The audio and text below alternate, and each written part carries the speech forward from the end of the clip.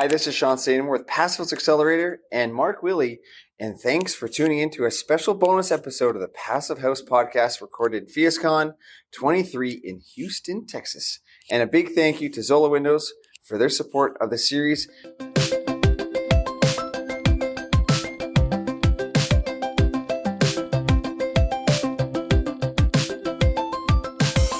And we're lucky to have the final keynote speaker that closed down the conference, Mr. Joe Lstiburek. Now, amazing story that you got to share with us today, talking about prefab. Now, Mark and I love prefab and the fact that we're now incorporating Passive House into prefabrication, but we saw some of your amazing pictures from 1981 where you were doing off-site construction. It's pretty amazing details when you're showcasing how wood is good and that the wood is from trees. Want to just give us a little bit of a recap of those early fond years of offsite construction? Well, the whole point is that, Canada is a disgusting place with only two seasons, this winter and last winter. And the idea is that I would rent a place where we would actually frame 7 days a week because it sucked outside, and we just simply moved the panels outside during good weather and put them together. We did it not because we believed in off-site construction. We did because it was the most efficient way to build something because it sucked. So when I think of some of your style and leadership, I think of the amazing ability that you have to set the groundwork for information transfer, right? Going to other folks. So you're always really free about sharing that knowledge. And I think I've also heard you say, it's our responsibility to share that knowledge. Did you have a mentor that taught you that, or where did that come about? Well, a whole bunch of old people adopted me.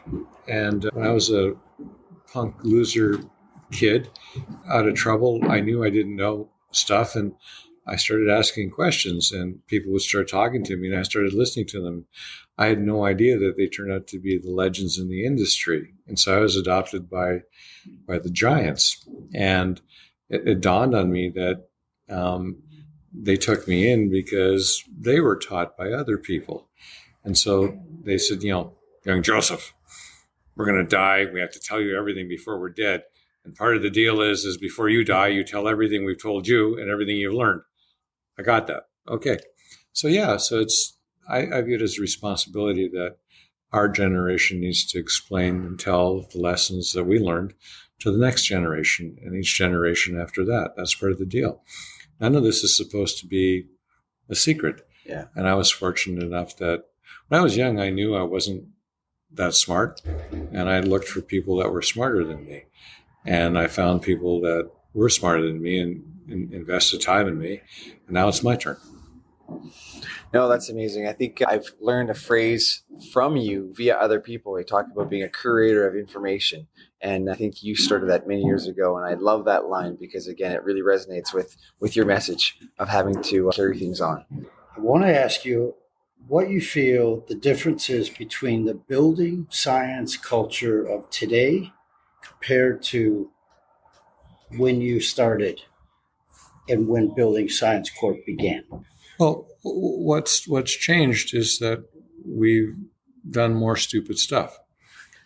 And no, really. And Thank you. And no, look, we're not a proactive bunch. We're a reactive bunch.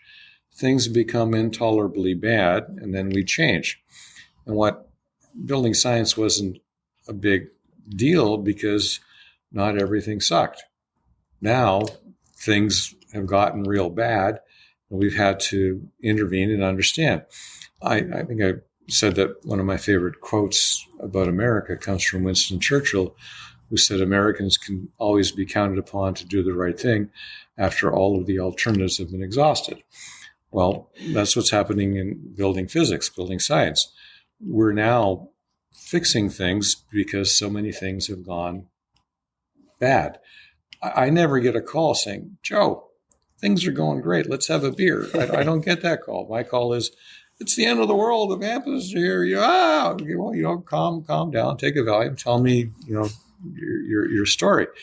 So again, we get to be here today to kind of finish off the event. We get inspiration from your message today about wood is good. Both Mark and I, again, we are kind of wood. We got brought up on wood, so we do share the path that wood is a great solution. What are other areas that you find inspiration in your career? Because I mean, you've been an inspiration for a lot of people for many years. What are things that you're looking forward to, that you're looking forward to either researching or looking for or explaining or telling another story that, recently you've kind of picked up and you want to, share more of a story? Well, one of the great phrases is build tight, ventilate right. This is not a Canadian phrase. Canadians stole it from the Swedish guy, but the point is we build an enclosure extremely well. We don't really know how best to ventilate. And so we tend to overventilate the building simply because we're nervous. The technology revolution that's occurring is we're going to be able to actually measure contaminants accurately. So the idea is we will ventilate according to need. I mean, and up to now you have to have a gas chromatograph and $30,000-$40,000 worth of stuff. You can now, what's happening is the next generation of sensors will be less than $1,000. I mean, that sounds like a lot, but it's chump change. We'll be able to measure the contaminants in the space and then dilute those contaminants based on what we're measuring. Now, the remaining argument is going to be is what's an acceptable, unacceptable level. Of course, there's going to be no consensus, and you should only listen to me. Well, again, there's great about having the data, having the right devices, and then always thinking about what Joe says. Well, the other point is that remember when we had thermostat police, where we would basically take away the control of the thermostat from the person? What a stupid concept. Well, a lot of the indoor air quality people say, well, we need to, people are too stupid to figure out, what to ventilate at. And I'm going to say, screw that. I want to give control of the ventilation stat to people. People are not stupid, and they should control the ventilation rate. I don't want a bunch of, silly ass committee people that are trying to pimp and push, a product or a technology. So build your building, provide a ventilation system, provide the ability to measure things, and then give control of the system to the occupant. So some of the things you've done that we all appreciate is, again, that mentorship. So I'd love to know, where did the idea of having the summer camp and being able to think about, there's a lot of my mentors have been there and have visited, had conversations. And I think of the legacy of just that collaboration before collaboration was even a word. It was just about bringing the tribe together and being able to connect with people. Where did you conceive that idea? And then how did it just become the thing you did every summer? And that's what you guys did. I was doing work, I was successful, and I got employees. And the idea is, I want to teach employees.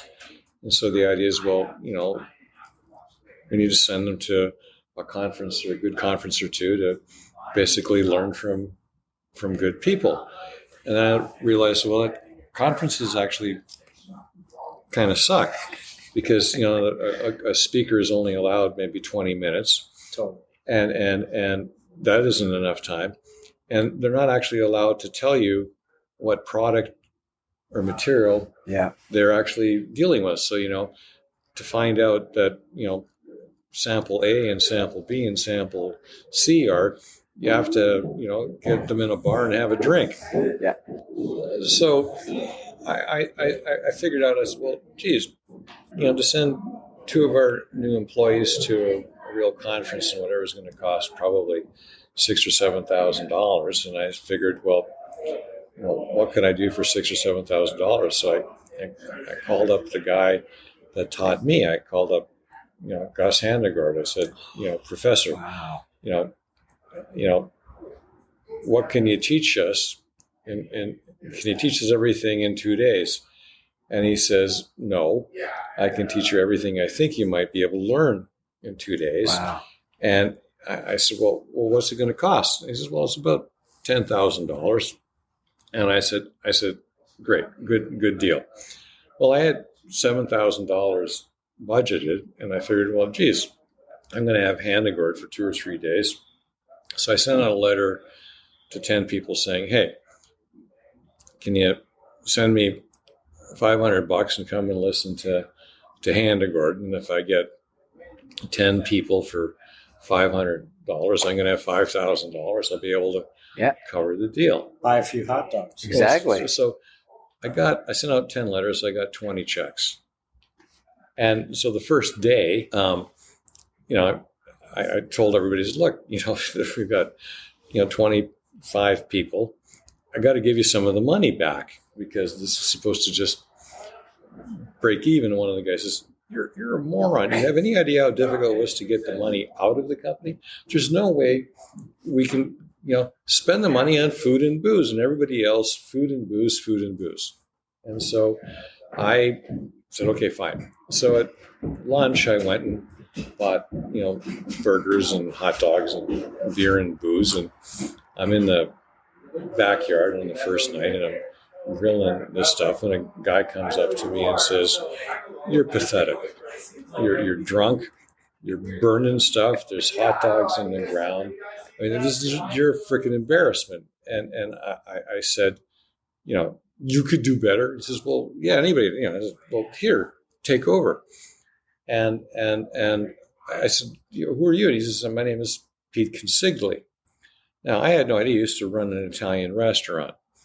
And one of his friends who was there was basically an industrial hygienist, was Jack Springston, who was famous. He put himself through school as a short order cook.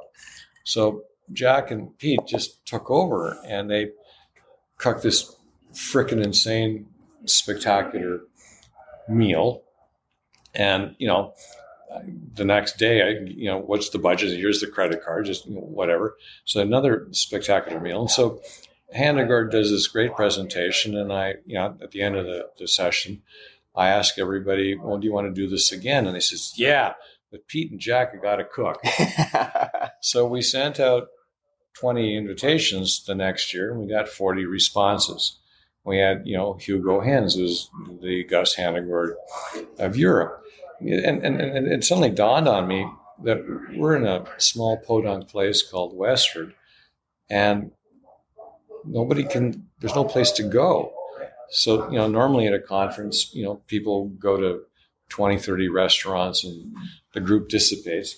Everybody's in my backyard interacting. And we realized that the presentations were secondary to the networking. And so year 2 was 40 people, year 3 was 100. And we maxed out at 500. We can't have any more than 500 because I want everybody to hear the same thing. So that's the limit in the board in the hotel boardroom, or the hotel big room. Yeah. Well, why don't you have 2 or 3 tracks? I said, well, no, you don't understand. The important thing is everybody has to hear the same thing. They all have to be in the backyard at the same freaking time. They can't go anywhere, and they all talk. And it's absolutely awesome. You see, you got famous people talking to youngsters. And so summer camp is less, or the Westford Symposium, but summer camp is less about the presentation. It's more about the networking, the fact that you get to communicate with legends that you normally won't communicate with. Now, what's happened is we've had 25 of them, 25 years, and the people we invite to speak are incredibly freaking nervous. It's like, well, why? We don't understand. Yeah. The most famous people in the world are listening. I got to really up my game, and I'm like, relax. No, you don't understand.